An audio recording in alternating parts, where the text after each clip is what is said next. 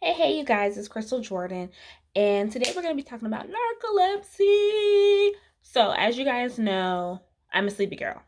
Um, I did a video a while back, telling you guys about my narcolepsy and kind of what it is and how it affects my life.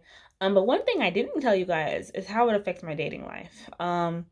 So, as you guys would have guessed, being a sleepy girl does kind of have an effect on my dating life. Um, One of the reasons that it has an effect on my dating life is I have to tell people, right? I got to tell people that I'm narcoleptic. Obviously, it's something that is not easily hidden. For me, my narcolepsy is pretty under control as much as it can be. I would say I'm pretty functional for someone who has narcolepsy with cataplexy. But my symptoms still show. So I do tell people because I'm a lot. I come with a lot.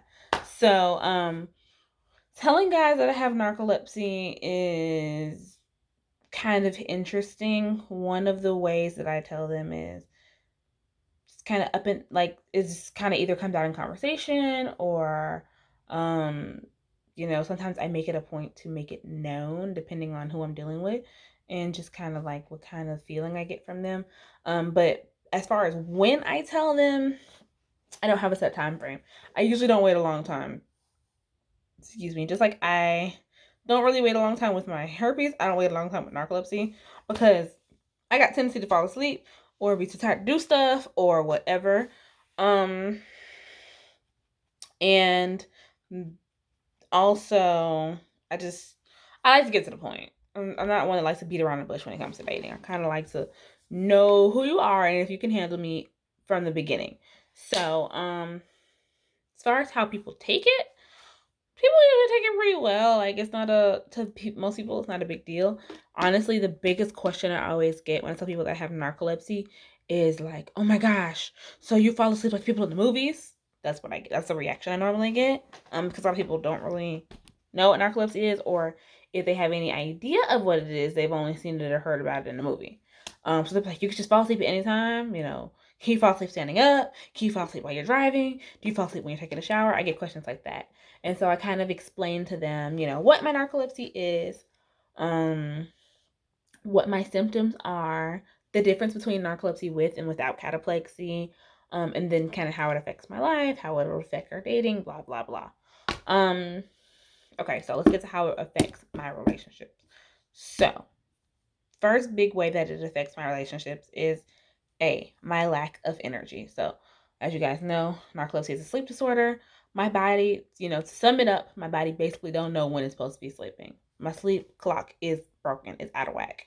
So, a lot of times, when dating and in relationships, I've experienced my lack of energy being an issue for people who don't really get it. And so it'll be simple things like making plans and me being tired. And sometimes, stuff would get canceled or, going to see someone and falling asleep on them. We're supposed to be having movie night and hanging out and talking, and I pass out on you. Or being on the phone. Oh my gosh, I'm notorious for this. I fall asleep on the phone all the time. If you like me, you're going to have to be okay with me going to sleep on you on the phone. And I am notorious for falling asleep on you.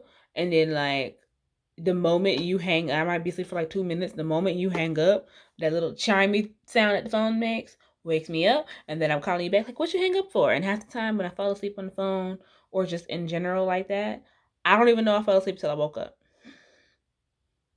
Like, I don't feel it coming, it just happens type of thing. So then they have the whole, well, you fell asleep on me. And I'm like, no, I didn't type thing. So, that leads to, making sure that whoever I'm dating has to be really understanding because some of it is out of my control. Some things can be controlled with my sleep schedule and taking medicine and things like that.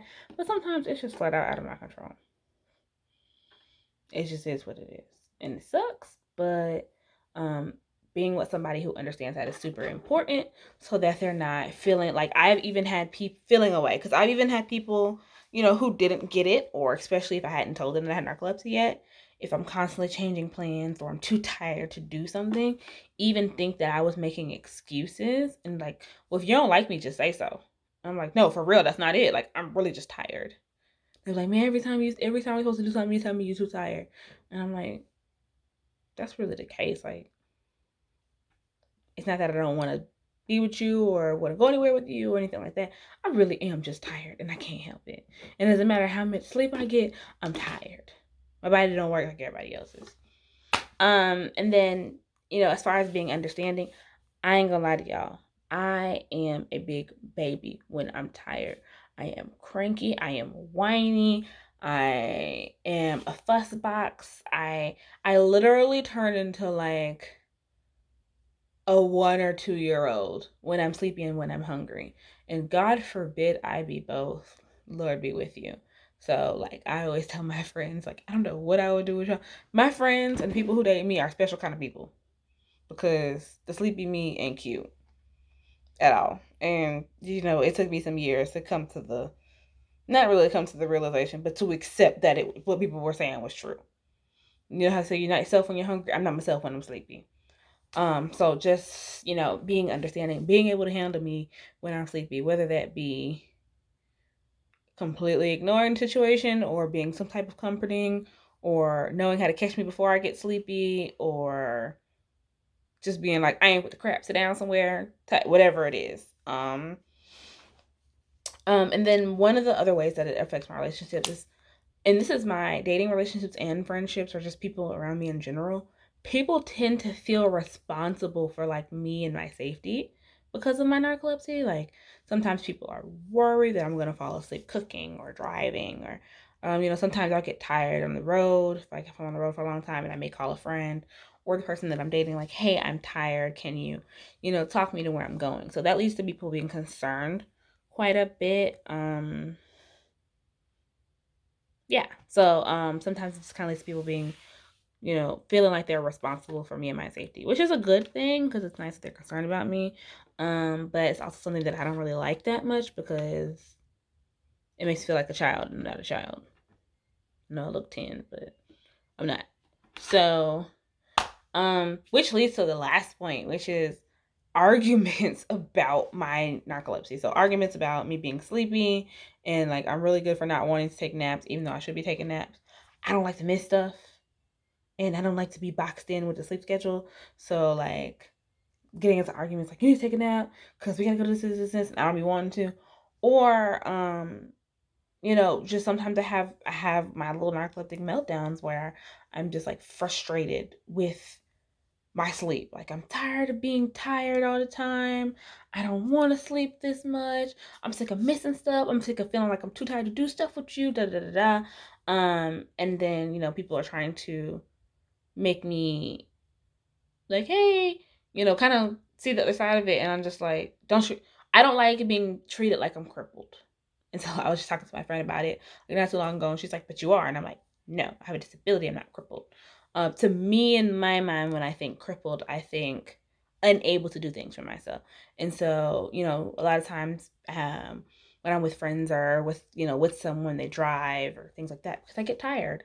But I have my ego moments and getting my feelings moments.